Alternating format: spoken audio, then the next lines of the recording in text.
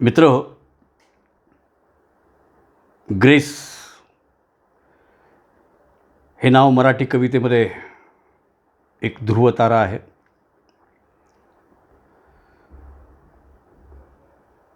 मराठी कवितेला प्रस्तुत करणं, शब्दबद्ध करण्याची एक वेगळी शैली ग्रेस यांना लाभलेली आहे, ज्यांचं पूर्ण नाव माणिक शंकर गोडघाटे असं आहे.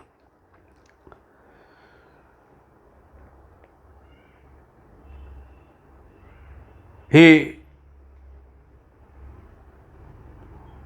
माणसाच्या सनातन दुःखाविषयी, वेदनाविषयी आणि आदिम प्रतिमांविषयी, तसंच निसर्गाच्या प्रेमाच्या साह्याने कवितेची वाटचाल करतात. त्यामध्ये एक आंतरिक लय आहे. त्यांच्या संध्याकाळच्या कविता, चंद्रमाधवीचे प्रदेश, सांध्य पर्वतातील वैष्णवी, राजपुत्र आणि डार्लिंग हे काव्यसंग्रह, संध्यामग्न, पुरुषाची लक्षणे, मितवा हे ललित लेख संग्रह प्रसिद्ध आहेत. इथले संपत नाही या गीतामुळे महाराष्ट्रात ते सर्व परिचित आहेत. प्रस्तुत कविता त्यांनी आईवर लिहिलेली आहे. या कवितेमध्ये आई सोडून गेल्यावरची जी एक अवस्था जी आहे, अस्वस्थता ती जी आहे, घालमेल जी आहे, कोंडमारा जो आहे, तो या कवितेमधनं व्यक्त होतो. तो आपण पाहू. ती गेली तेव्हा रिमझिम पाऊस निनादत होता. ती गेली तेव्हा रिमझिम पाऊस निनादत होता. मेघात मिसळली किरणे हा सूर्य सोडवित होता. तशी सांज ही आमुच्या दारी येऊन थबकली होती. तशी सांज ही आमच्या दारी येऊन थबकली होती. शब्दात अर्थ उगवावा, अर्थातून शब्द वगळता. ती आई होती म्हणून घन व्याकुळ मी हिरडलो. ती आई होती म्हणून घन व्याकुळ मी हिरडलो. त्यावेळी वारा सावध पाचोळा उडवीत होता. त्यावेळी वारा सावध पाचोळा उडवीत होता. अंगणात गमले मजला, गमले म्हणजे समजले, अंगणात गमले मजला संपले बालपण माझे. अंगणात गमले मजला संपले बालपण माझे. खिडकीवर धुरकट होता तेव्हा कंदील एकटा. हे रक्त वाढतानाही मज आता गहिवर नाही. हे रक्त वाढतानाही मज आता गहिवर नाही. वस्त्रात द्रौपदीच्याही तो कृष्ण नागडा होता. वस्त्रात द्रौपदीच्याही तो कृष्ण नागडा होता. इथंच कविता संपते. आई हा एक असा विषय आहे, जगभरामध्ये आईवर लिहिलं गेलं. मग तो परदेशातला मॅक्झिम गोर्की असो, त्याची आई,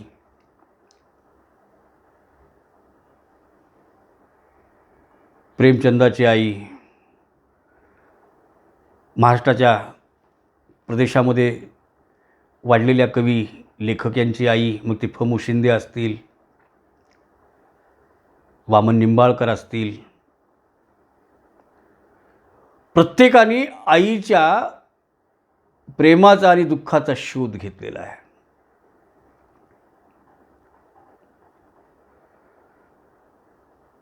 आणि मला नाही वाटत की जगाच्या अंतापर्यंत आई या शब्दावरचं लेखन कधी थांबेल म्हणून.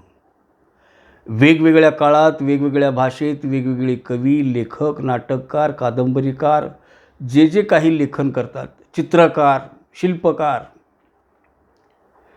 ह्या सगळ्यांच्या कलेचा आई हा कधी ना कधीतरी विषय होतो.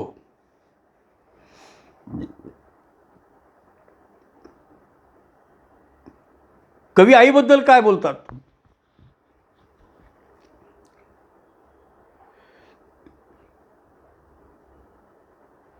किती गेली, आणि पाऊस रिमझिम होता. हे साहित्यिकांचं हीच एक मोठी गोष्ट असते की ते एखाद्या घटनेचा निसर्गाशी, वातावरणाशी तो नातेसंबंध जोडतात. बहुधा आभाळालाही दुःख झालं असावं आई गेल्याचं. तो पाऊस नव्हताच, तो आसवे गाळत होता. कारण ती गेली तेव्हा रिमझिम पाऊस निनादत होता. मेघात मिसळली किरणे हा सूर्य सोडवित होता. सूर्यालाही नाही जमलं ते. जेव्हा किरणे मेघात मिसळतात, दुःखात मिसळतात, तेव्हा त्याची सोडवणूक करणं हे सूर्यालाही शक्य नाही आहे. तशी सांजही आमच्या दारी येऊन थबकली होती. शब्दात अर्थ उगवावा, अर्थातून शब्द वगळता.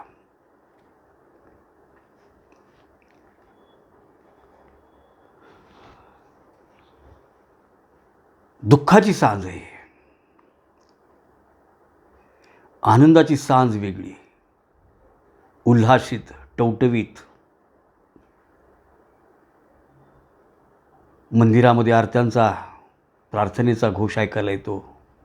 मशिदीमध्ये येतो, चर्चमध्ये येतो, गुरुद्वाऱ्यात येतो. घराघरात दिवे लावले जातात. पण कवीने जी सांज दाखवली आहे ती सांज कशी आहे? शब्दात अर्थ उगवावा, अर्थातून शब्द वगळता. काय अर्थ घ्यायचा याचा? आज जी सांज आली आहे कवीच्या आयुष्यातली, आई जाण्याचा काळ जो आहे तो अत्यंत कठीण, अत्यंत दुःखदायी, डोंगरच कोसळलेला आहे दुःखाचा. कारण आई नसणं, मला वाटतं ही भावनाच मोठी पोरकी आहे. आणि आईच्या अभावी आयुष्याकडं पाहणं, मला वाटतं हा थोडासा पाषाणहृदयी विचार आहे. की ही सांज जी आहे तिचा अर्थच लावता येत नाही आहे. ती आई होती म्हणून घन व्याकुळ मी हिरडलो, त्या वेळी वारा सावध पाचोळा उडवित होता. कारण हे आईचं दुःख पचवताना घन व्याकुळ ढसढसा रडलो मी. पण माझ्या या दुःखाला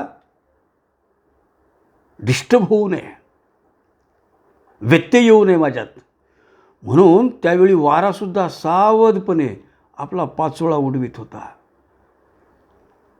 की त्यालासुद्धा माझ्या ह्या सगळं संबंध परिस्थितीची जाणीव त्यालासुद्धा झाली होती. अंगणात गमले मजला संपले बालपण माझे. अंगणात गमले मजला संपले बालपण माझे. खिडकीवर धुरकट तेव्हा कंदील एकटा होता. अंगण ही आईची आणि बाळांची एक महत्त्वाची जागा. ज्या अंगणामध्ये आईने बाळाला आपल्या बोटाला धरून उभं राहायचं शिकवलं, चालायचं शिकवलं, बोलायचं शिकवलं, किंबहुना आयुष्यच प्रदान केलं एक. म्हणजे अंगण या जागेला प्रचंड मोठा एक अर्थ आहे. की ज्याच्या त्याच्या विश्वाची निर्मिती जी आहे ती अंगणात होते. आणि आई ही पहिला गुरु असते. उभं करणारी आई ही पहिला गुरु असते. आणि त्या अंगणामध्ये मला कळलं की माझं बालपण आता संपलेलं आहे. कारण मुलाचं वय किती झालं, समजा आई 90 वर्षाची आहे आणि मुलगा 60 वर्षाचा आहे, 70 वर्षाचा आहे, तर 70 वर्षाच्या म्हाताऱ्याला 90 वर्षाची आई बाळाच म्हणते. इतरांसाठी ती गोष्ट वेगळी असेल. ज्याला थोडं हृदय नावाचा अवयव ज्याच्या शरीरात आहे त्याला कळेल की काय प्रेम आहे. पण काय म्हणतील, काय म्हाताऱ्या माणसाला बाळा म्हणते, पण ती आईच. खिडकीवर धुरकट तेव्हा कंदील एकटा होता. हे रक्त वाढतानाही मज आता गहिवर नाही. हा जो कंदील कसा होता? धुरकट.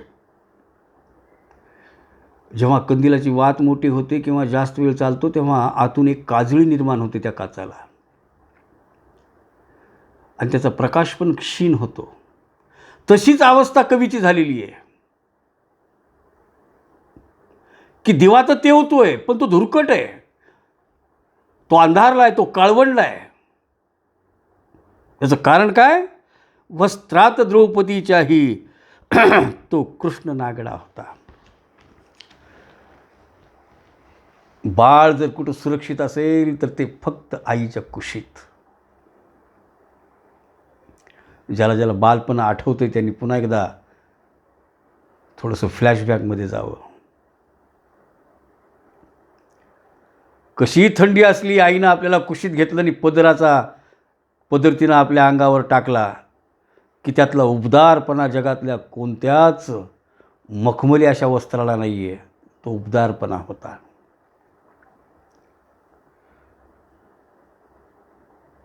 नऊ महिने 9 दिवस आईच्या उदरामध्ये अत्यंत सुरक्षितपणे, कसलीच चिंता नसलेला, अत्यंत आनंदी निवास असा जो होता आईच्या कुशीमध्ये,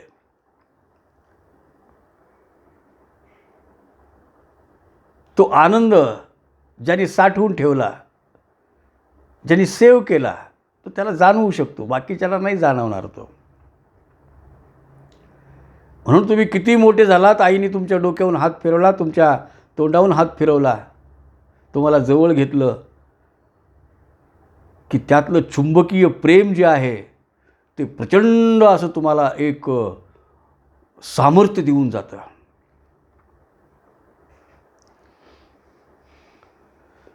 म्हणून आई ही प्रत्येक व्यक्तीच्या आयुष्यातली सगळ्यात मोठी ठेव आहे, सगळ्यात मोठा दागिना आहे, सगळ्यात मोठी संपत्ती आहे.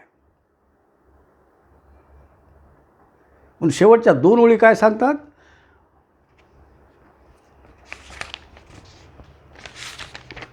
वस्त्रात द्रौपदीच्याही तो कृष्ण नागडा होता.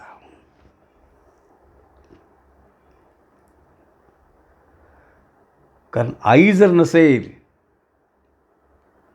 तर कोणत्याही वस्त्रामध्ये तो नागडाच आहे, उघडाच आहे, पोरकाच आहे, निराधार आहे तो.